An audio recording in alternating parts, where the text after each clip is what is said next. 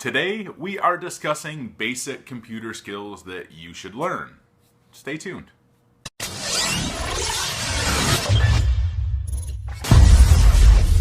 Hey everyone, this is Zach with PC Simplest, and we're back today, and I'm on a little trip here. I'm in a hotel. Anyway, we're talking basic computer skills that you should learn when you want to get into IT. A YouTube user asked me the following. She wants to know, what basic computer skills do you need to know when you want to get into IT? So we could start it off at the simplest point, and we'll kind of work our way down to maybe more complex things that you should have a general idea on what to know. And the basic thing that I think everybody should know when getting in IT, because it's so widely used, is definitely any Microsoft product that's out there. You know, you're definitely going to have to learn everything you can about Windows and Office. Office is a big one. Everybody uses Office. Everybody uses Microsoft Outlook for their email, or Word and Excel. And if you're just getting into IT, those are some things that you're going to want to learn, because you'll get asked a lot of questions about different Excel things or Word things, and etc., etc. So definitely just, check out Office in general, Microsoft Office in general, and look up and see everything that you can find on that, because that's a big one that you'll want to learn for sure. And next down this line, they're going to go to one that's maybe not so widely used anymore. I still use it all the time, but command prompt. And what is command prompt? If you go to the start menu and you click on run, or you just go to the start menu and you just type CMD, that's Charlie, Mary, Daniel, and you hit enter, it's going to take you to a command prompt, and that's a black window with white text on it. And you are going to be able to send commands through this that will do different things for you. And one of the big things that the command prompt can do for you is you can ping things. And what is pinging things? Pinging things is you can say, you could type in PING, and then you could type the name of a computer or an IP address, and it's going to relay whether that computer is basically connected to your internet or not, right? Is it online or not? So I use this all the time when people are restarting their computers, when I'm on the phone with them and say, hey, can you reboot your computer so we can, fix this issue? Because rebooting fixes everything, right? Yeah. Anyway, so you send out a ping, and you can do ping.10.20.30.2, whatever it is, right? And then you can do space minus T as in Tom, and you hit enter, and it'll send a continuous ping to that computer. So it'll just keep pinging this computer over and over again. So you can start it before they restart their computer, and shows, okay, you're getting a reply from it, and then when that computer's off and restarting, you'll get no reply.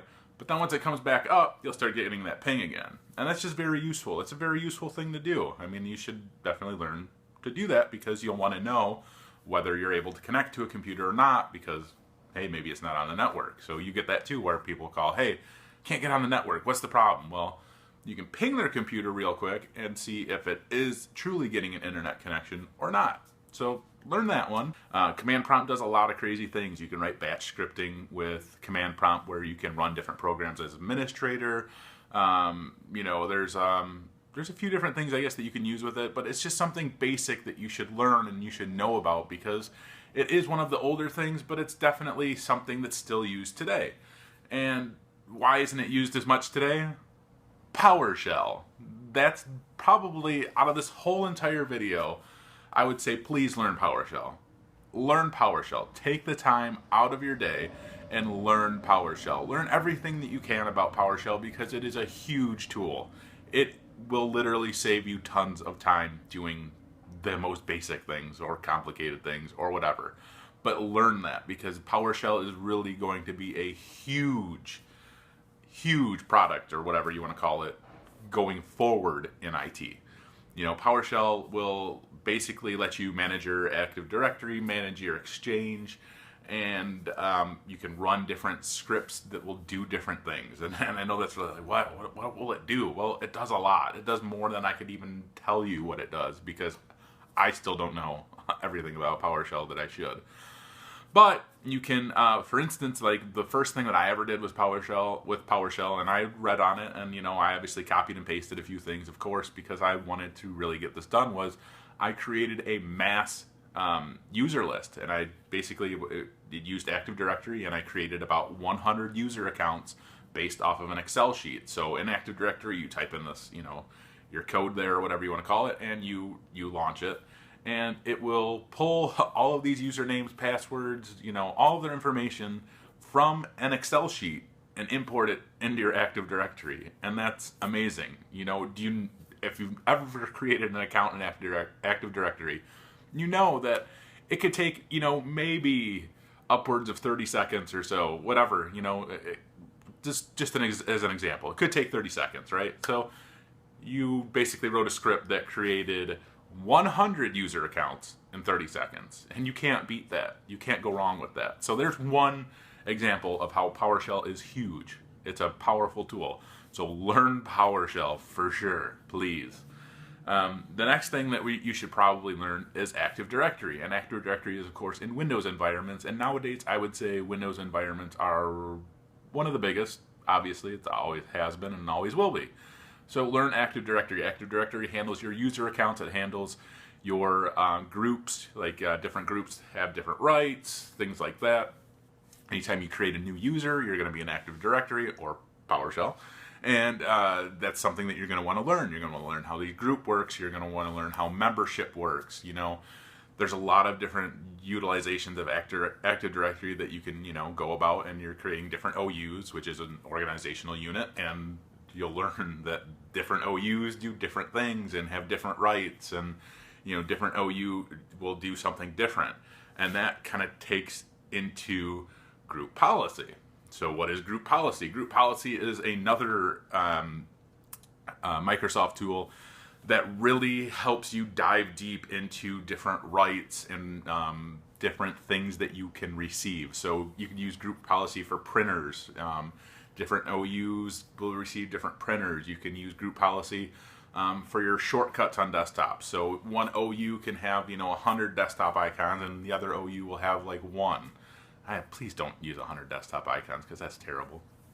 Anyway, group policy really helps you hunker down and really manage your environment from your desk, basically. You're not creating these separate images, and back in the day, that's kind of how you did things. You created separate images, and you had all these different icons and programs installed on one image for one area of your environment, and then you had the same thing for a different area, right? Well, group policy can help you manage this from your desk, and it's a huge tool. It's great. It's fantastic. It works very, very well, and I love it. It's a great thing to learn, and that's another, hey, basic. You should learn this. Definitely learn this. Learn group policy. Also, with these two, you're definitely going to want to learn Exchange. I should have touched on that with Active Directory and all that, but Exchange is your email management, system from Microsoft again.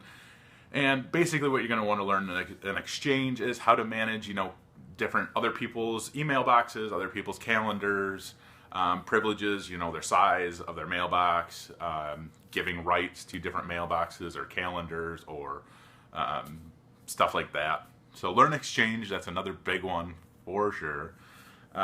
We did group policy. There's DHCP. That's more of a, I guess you would call it kind of a networking type of thing. But there's a lot of basic things you can learn in DHCP with creating different reservations for different devices and things like that. So in my environment right now, we use like Dymo label printers, and we have these Jet Directs that we have to basically take the MAC address from that, throw it into a DHCP, create a reservation for it, so our network can see this, Jet Direct, and you can print from all these things. And probably sounds confusing to you, and I'm not going to explain it very well, but just learn DHCP. Just, do a quick YouTube search for DHCP basics, and that's all you want to know. You want to know the basics, because when you get into an environment, more than likely somebody's going to teach you how they do things there, because everywhere they do things differently. So just be aware of that. Just learn DHCP, because it's really good to know.